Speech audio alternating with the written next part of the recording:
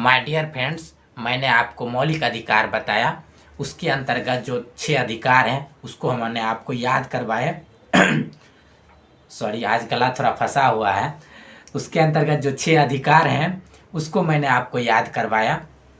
उसके बाद उसमें जो था समानता का अधिकार, उसको भी मैंने आपको इस तरह से बनाए फिगर के माध्यम से, आपको सबको याद हो गया होगा। हमको ये पूर्ण विश्वास है कि सारे जितने भी स्टूडेंट हैं, और उसको याद करना जरूरी है क्योंकि उससे क्वेश्चंस पूछा जाता है। वो 14 से लेकर 18 तक समानता के अधिकार जो हैं उसको मैंने एक चित्र के माध्यम से बताया। पुनः एक बार आज हम उसके बारे में थोड़ा सा चर्चा करना चाहते हैं। देखते हैं किसको किसको याद हुआ है।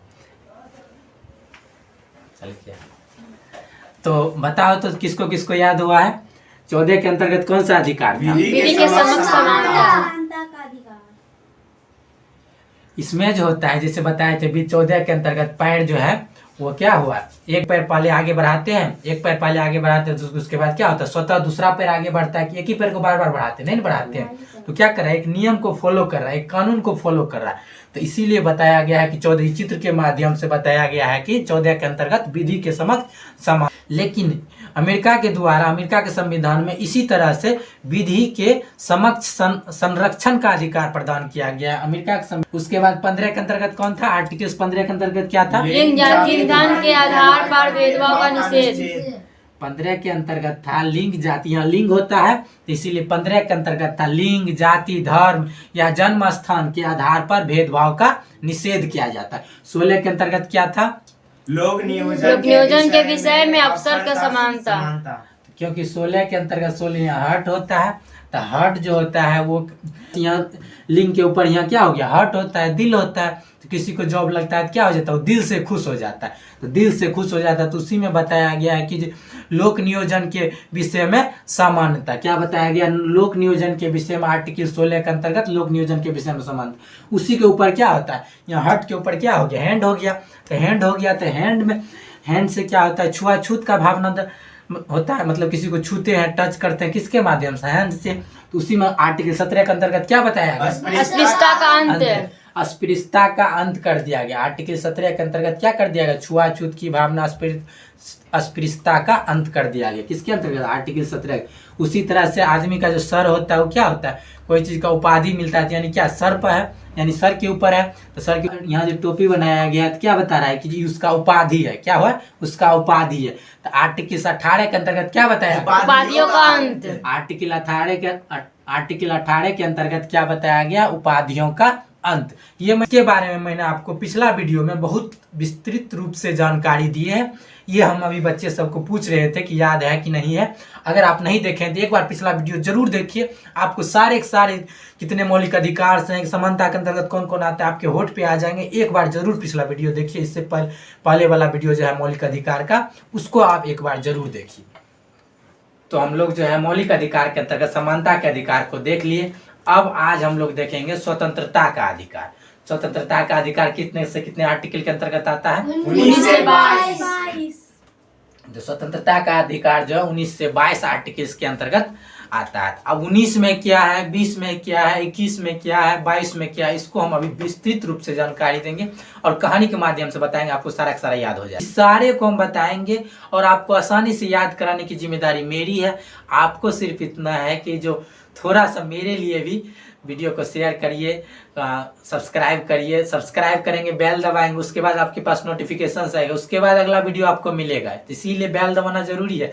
लाल नीचे में लाल बटन जो रहता है, जैसे वीडियो देख रहे हैं तो वीडियो के जस्ट नीचे में क्या होता है, लाल बटन रहता है, उसको दबाएंगे। उसके बाद यहाँ बेल का ऑप्शन रहता है, बेल को दबा देंगे। आपको हम जो भी वीडियो बनाएंगे इतना आसानी से याद करवा रहे हैं, वो सारे के सारे आपको मिलेगा। इसीलिए आप थोड़ा हमारे लिए कोऑपरेट करिए। आगे जो है यहाँ पर जो दिखाया गया 19 के अंतर्गत क्या बताया गया, अभिव्यक्ति और अन्य स्वतंत्रता। उसके अंतर्गत 7 पार्ट बताया गया है, ए से लेके जी तक। अब इसमें क्या क्या है, इसको हम कहानी के माध्यम से आपको तुरंत याद करवाते हैं। अभी तुम लोग को जितना है सारे को कहानी के माध्यम से याद होगा। अभी एक बार हम लोग देख लेते हैं क्या क्या है। फर्स्ट में बताया गया 19 के ए में बताया गया है कि बोलने की आजादी। क्या बताया गया है, बोलने की। आप ध्यान रखना होगा, जैसा इसका मतलब यह नहीं कि हम क्या करेंगे कि हमको बोलने की आजादी दिया गया तो हम क्या करें, किसी को गाली देने लगे। इसका मतलब यह नहीं ना, किसी को गाली देंगे क्या होगा, हमको फिर वो FIR करेगा, हम चल जाएंगे कोर्ट के अंतर्गत। तो बोलने की आज़ादी तब तक आपके लिए तब तक है जब तक कि आप मतलब अपने देश की एकता अखंडता बनाए रखें। ये अधिकार आपके लिए तब तक है जब तक कि आप अपने देश की एकता अखंडता बनाए रखें, विदेशी संबंध का नुकसान नहीं हो। विदेश में जो विदेशी संबंध है, आपके बोलने से विदेशी संबंध या विदेशी रिलेशंस खराब नहीं हो, या किसी की स्वतंत्रता या किसी की आज़ादी का हनन नहीं हो। क्या होना चाहिए, ये सब को फॉलो करते हुए उसके बाद आपको ये अधिकार मिला है, न कि मतलब जो हाँ बोलने की आज़ादी दे दिया तो हम किसी को गरिया दिया, ऐसा नहीं होना चाहिए।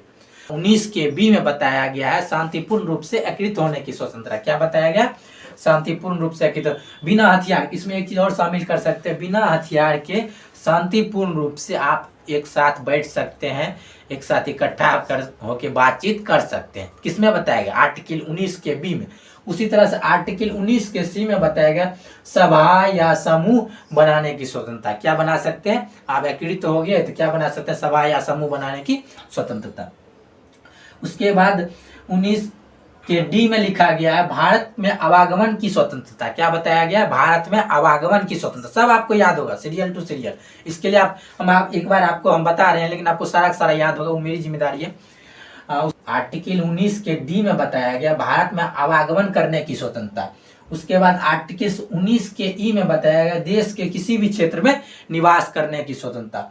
उसके बाद आर्टिकल एफ में बताया गया संपत्ति के अधिकार, जो उसको क्या कर दिया गया, 44वां संविधान संशोधन 1978 के माध्यम से इसको यहाँ से हटा दिया गया। एक तो ये, और एक मौलिक अधिकार के अंतर्गत जो था छठा में था मौलिक अधिकार के मौलिक अधिकार के 6 में क्या था, 7 था पहले, तो 6 में वहां पर ही बताया था आर्टिकल 31 के अंतर्गत संपत्ति के जो अधिकार था उसको भी क्या कर दिया गया था, हटाया गया।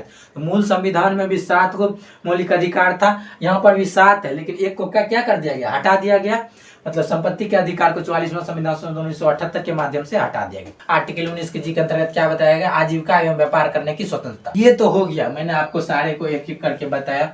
अब आप जो हम आपको याद कराने के लिए बता रहे हैं, तो जैसे मतलब इंदिरा गांधी की सरकार थी तो जयप्रकाश नारायण के बारे में आप लोग सब जानते होंगे। तो जयप्रकाश, मान लीजिए अभी एक कहानी के माध्यम से इसलिए बता रहे हैं ताकि आपको ये सारा लाइन बाय लाइन याद रहे। किस लिए बता रहे हैं, लाइन बाय लाइन एक ऐसे 19 लिख दिए और 19 के ABCD में अपने मन से लिख दे रहे हैं क्या है वह, इसीलिए यह कहानी बताया जा रहा है ताकि आसानी से याद हो।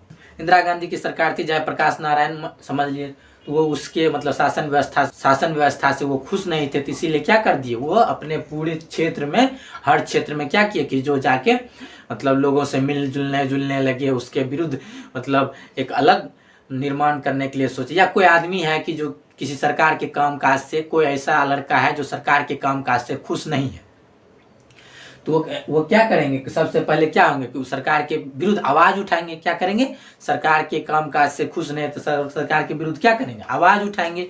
तो वही बताया गया एक के अंतर्गत बोलने की आजादी, यानी कि वह क्या कर रहा है, आवाज उठा रहा है, क्या कर रहा है, बोल रहा है। क्या बताया गया है कि आर्टिकल 19 के ए में बोलने की आजादी, यानी तू बोल सकता है, सरकार का पुतला जला सकते हो। क्या बोल सकते हो, सरकार। यह भी आर्टिकल मतलब 2005 के अंतर्गत यह एक सूचना के अधिकार के अंतर्गत यह भी अब दे दिया है कि तुम सरकार से कुछ जानकारी मांग सकते हो, पूछ सकते हो, तुम्हारा अधिकार, सूचना का अधिकार, हमको सूचना दीजिए इस बारे में। जैसे मान लो कि किसी में अपना एक्सप्रेशन जाहिर कर सकते, हमको ये चीज़ पसंद नहीं, तो देखता होगा लड़की यार कोई चीज़ पसंद, ऐसे कैसे मुँह टेढ़ा करता, ऐसे करके मुँह टेढ़ा करता, यानी कि उसको वो चीज़ तू अपना एक्सप्रेशन दिखाने का तुम्हारे पास अधिकार दिया। किसके अंतर्गत, आर्टिकल के अंतर्गत।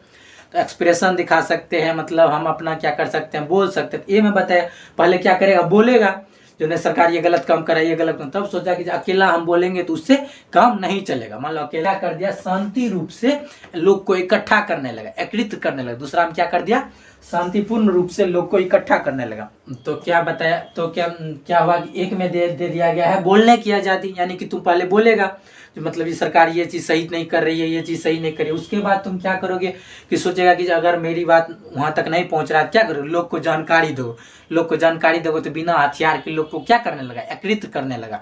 मतलब बिना हथियार सब एक साथ बैठ के देखो सरकार ये सही काम नहीं कर रही है, तो इसके विरुद्ध आवाज़ उठा सकते हैं। उसका पुतला जला, उसको नहीं जला सकते, उसका पुतला जला सकते हैं। पुतला जलाने के लिए मतलब हम अपना एक्सप्रेशन दिखाने, तुमने जो ये काम किया हम उससे खुश नहीं हैं, हम अपना मतलब विचार प्रकट करें, इसीलिए हम तुम्हारा पुतला जला रहे हैं। उसके बाद बिना हथियार के 19 के बी के अंतर्गत क्या हो गया, शांतिपूर्ण रूप से बिना हथियार के एकीकृत होने की स्वतंत्रता। उसके बाद सी में, उसके बाद क्या करेगा, उसके बाद क्या करेगा कि सोचेगा ऐसा करो, एक कमेटी का गठन करो, एक समूह बना लो, एक ऑर्गेनाइजेशन बना लो, ताकि सब एक साथ आ जाए। मान लो पहले तो एकीकृत किया, उसको सबको जानकारी दिया कि ये बात सरकार सही काम नहीं कर रही है, हम लोग को क्या जयप्रकाश नारायण क्या एकीकृत करके एक समूह बनाया। उसके बाद क्या कहा, सरकार ये जो काम कर रही है सबको जानकारी दो। उसके बाद क्या करना है, हम लोग जब एक विचारधारा के लोग हो गए तो हम लोग क्या करते हैं, एक समूह बना लेते हैं। क्या करते हैं, एक सभा या समूह बना लेते हैं, ताकि हम लोग जब भी कहीं होगा मीटिंग करेंगे तो सारे लोग एक साथ उपस्थित होंगे। तो तीसरा में बताया 19 के सी के अंतर्गत क्या बताया, सभा और समूह बनाने की स्वतंत्रता। 19 के सी के अंतर्गत बताया गया सभा और समूह बनाने, यानी कि कमेटी ऑर्गेनाइजेशन तुम बना सकते हो।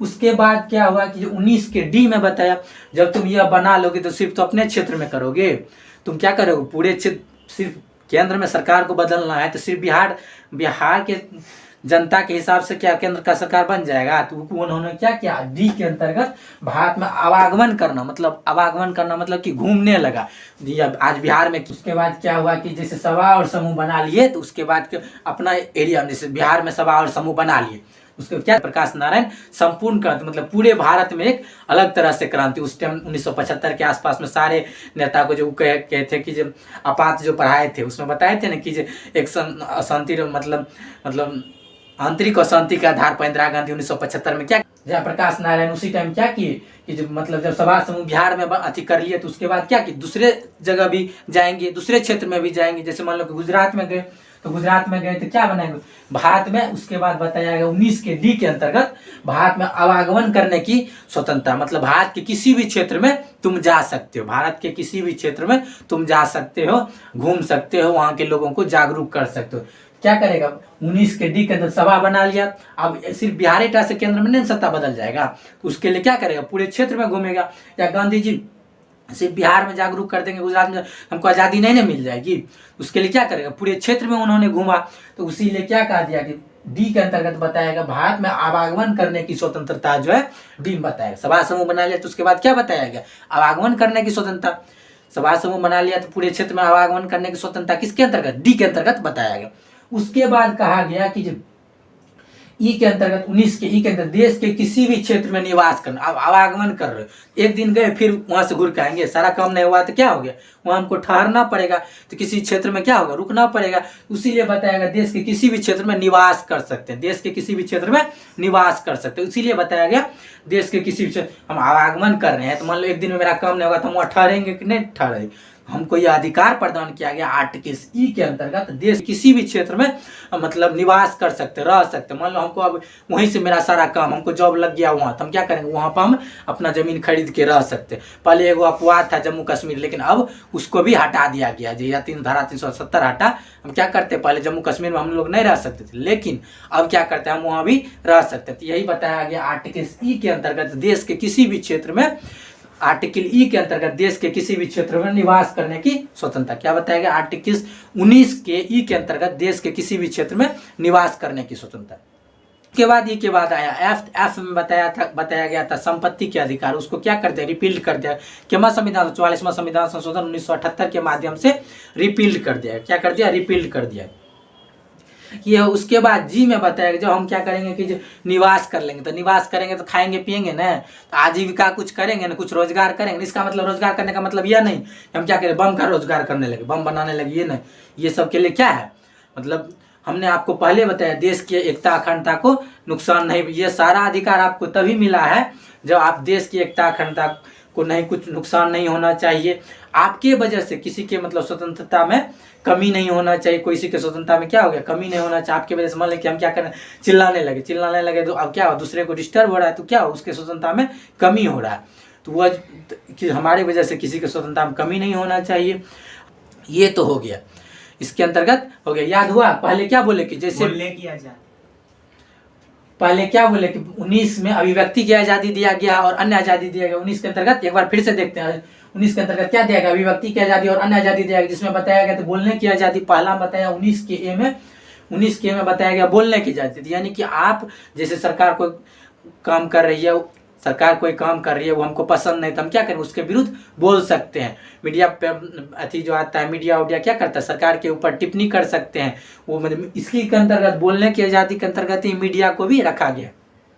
दूसरा क्या हुआ कि दूसरा यह बताया गया कि जब हम शांतिपूर्ण रूप से जब हम बोलेंगे तो सिर्फ हमारे बोलने से काम नहीं ना चलेगा, हम क्या करेंगे, इकट्ठा होंगे तो शांतिपूर्ण रूप से बिना हथियार के एकत्रित होने की स्वतंत्रता आर्टिकल्स 19 के बी के अंतर्गत दिया गया। शांतिपूर्ण रूप से आर्टिकल्स 19 के बी के अंतर्गत दिया गया शांतिपूर्ण रूप से मतलब इकट्ठा एकत्रित होने की स्वतंत्रता। सी में दिया गया जब हम एकत्रित हो जाएंगे तो क्या हो जाएंगे, जब एकत्रित हो जाएंगे तो हम कुछ सोचेंगे सिर्फ कि हमारा बात सारा लोग फॉलो करने लगे तो हम क्या करेंगे, उसी को वो सभा बना लेंगे, एक समूह बना लेंगे, एक कमेटी बना लेंगे। उसी लिए क्या करेंगे, एक कमेटी बनाएंगे। तो तब क्या होगा कि एक कमेटी बन गया तो सी के अंतर्गत दिया गया 19 के सी के अंतर्गत सभा और समूह बनाने की स्वतंत्रता। उसके बाद बताया गया जो हम सभा समूह बना लेंगे तो सिर्फ हम अपना अथी में क्षेत्र में सभा समूह बनाए, सरकार चेंज नहीं हुआ तो हम क्या करेंगे, तब जाके दूसरे पूरे भारत में आवागमन करेंगे, घूमेंगे। मतलब यह बताया गया डी के अंतर्गत जो पूरे भारत में आपको आवागमन करने की, जाने आने की मतलब छूट दिया गया। आप कहीं भी पूरे भारत के अंतर्गत जा सकते हैं, आ सकते हैं। तो आवागमन करने की स्वतंत्रता किसके अंतर्गत, 19 के डी के अंतर्गत। उसके बाद बताया गया ई में जो आवागमन करेंगे, उसके बाद एफ में बताया गया क्या, जो आप मतलब संपत्ति का अधिकार दिया गया था जिसको रिपील कर दिया गया, कितना संविधान 44वां संविधान संशोधन 1978 के माध्यम से रिपील कर दिया गया। उसके बाद बताया गया क्या, जो हम निवास करेंगे, जब हम निवास करेंगे तो हम वहाँ पर कुछ रोजगार करेंगे ना, मान लो उस क्षेत्र में रह गए तो वहाँ कैसे खाएंगे, तो अपने आजीविका के लिए, व्यापार करने के लिए, रोजगार करने के लिए स्वतंत्रता दिया गया। व्यापार करने का मतलब, रोजगार करने का मतलब यह नहीं है कि जो हम किसी का मतलब कोई कुछ ड्रग्स का व्यापार करने लगे, ऐसा नहीं होना चाहिए। जो हमारे मतलब देश की एकता अखंडता को बनाए रखे उसका व्यापार करेंगे। आगे हम लोग देखेंगे, स्टॉप करो के लिए क्या बताया गया, आर्टिकल 20 के अंतर्गत अपराध के लिए दोष सिद्धि। इसमें 3 भाग होते हैं। अब इसके अंतर्गत हम 3 चीज बता रहे हैं, 3 पॉइंट बता रहे हैं, 3 भाग बता रहे हैं। क्या दिया गया है आर्टिकल 20 के अंतर्गत, आर्टिकल 20 के अंतर्गत दिया अपराध करने के समय जो कानून है उसी के तहत सजा मिलेगी।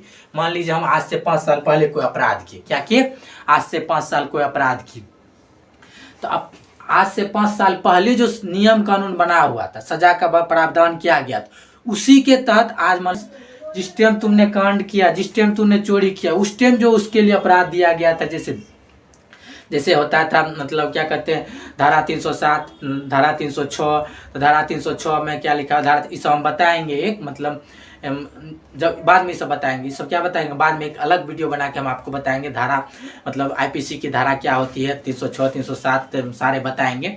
आगे दूसरा इसमें पॉइंट लिखा है, अपने ही विरुद्ध गवाही देने के लिए, आगे दूसरा पॉइंट लिखा हुआ है, अपने ही विरुद्ध गवाही देने के लिए बाध्य नहीं किया जा सकता। क्या करना बताया गया, बी के भाग 2 में बताया कि अपने ही विरुद्ध गवाही देने के लिए no person shall be asked to give an evidence herself or himself. मतलब अपने ही विरुद्ध गवाही देने के लिए कोई भी चीज आपको बाध्य नहीं कर सकता। क्या चीज कर सकते हैं, जैसे मान लीजिए कि जो आपको मतलब पुलिस पकड़ के ले गया, आपके ऊपर FIR हुआ, अब आपको पुलिस पकड़ के ले गया, आपको पुलिस पकड़ के ले गया तो क्या करेंगे, आपको मारेंगे, पीटेंगे, आपसे कुछ गछवाएंगे, ये बोलो मतलब वो क्या करेंगे, आपको मार पीट के कहेंगे नहीं बोलो, तो आप उस टाइम क्या करना कि बोल देना, उस टाइम क्या करना है बोल देना कि हाँ मैंने एक्सेप्ट कर लिया। लेकिन उस एविडेंस का महत्व नहीं है वो जो आप गवाही दे रहे हैं जहाँ मैंने ये चोरी किया या ये काम किया, क्योंकि आप पुलिस के डर से, मारपीट के डर से बोल दिए हैं।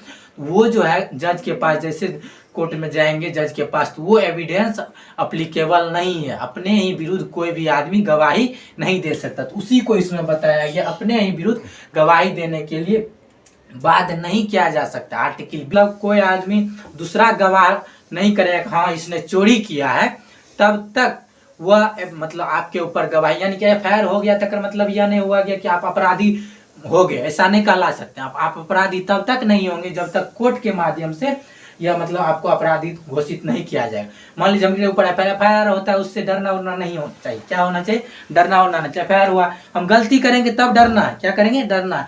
कोर्ट कचहरी ये सब कोई बड़ा चीज नहीं होता, पुलिस आ गया ही नहीं जब हम डर जाएंगे, हमने गलती किया तब डरेंगे।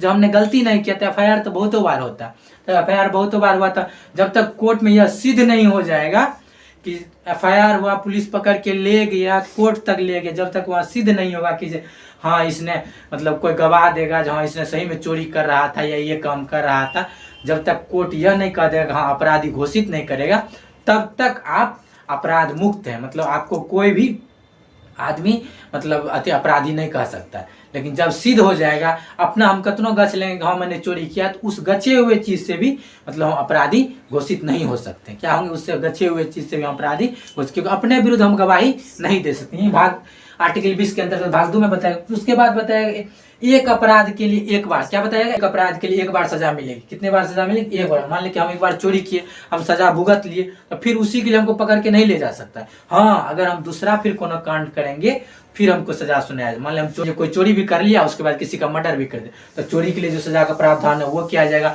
मर्डर के लिए जो सजा का प्रावधान है वो किया जाएगा। जैसे हम आपको बताएंगे कि जो किस IPC की धारा मतलब 306, 307, 309, 306 में यह बताया गया है कि जो जैसे आप किसी को बाध्य करेंगे, आत्महत्या करने के लिए बाध्य करेंगे, तो वो क्या हो जाएगा? धारा 300। ये सब चीज़ अभी बता देते हैं ताकि आप जानकारी रखें कि जो मतलब धारा 306 में यह बताया गया है कि आप किसी को मतलब टॉर्चर करते करते मतलब आत्महत्या के लिए बाध्य करते हैं, आपको 10 वर्ष का सजा मिलेगा। या मतलब गैर जमानती मतलब यह जो धारा 306 है गैर जमानती है, इसके लिए आपको मतलब 10 साल की सजा मिलेगी। इसके लिए आपको 10 साल की सजा मिलेगी। उसके बाद जुर्माना भी किया जाएगा। धारा 307 में क्या है? किसी को मतलब हत्या करने के हिसाब से चोट पहुंचाए, क्या पहुंचाए? किसी को हत्या करने के हिसाब से चोट पहुंचाए, मान लो टॉर्चर किए, कपार फोड़ दिए, ये कर दिए, तब जो तुम्हारे ऊपर धारा लगेगा, क्या लगेगा? धारा 307। उसमें वो यह भी गैर जमानती धारा है, इसको भी मतलब अपर अति में ले जाते हैं, सेशंस में, अपर सेशंस में इसका भी बहस होता है, अपर सेशंस में ले जाते हैं। उसके बाद क्या कहते हैं? इसके लिए भी 10 वर्ष की सजा और जुर्माना